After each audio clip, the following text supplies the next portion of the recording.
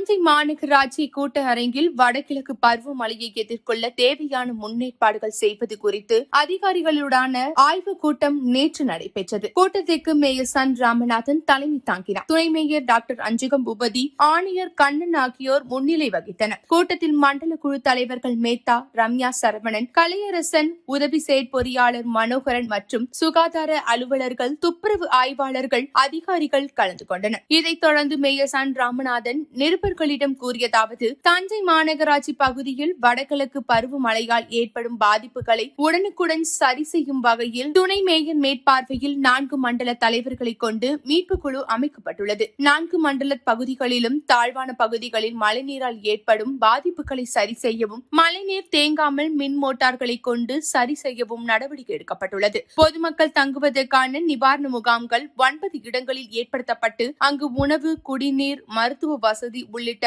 அனைத்து வசதிகளும் செய்யப்பட்டுள்ளன.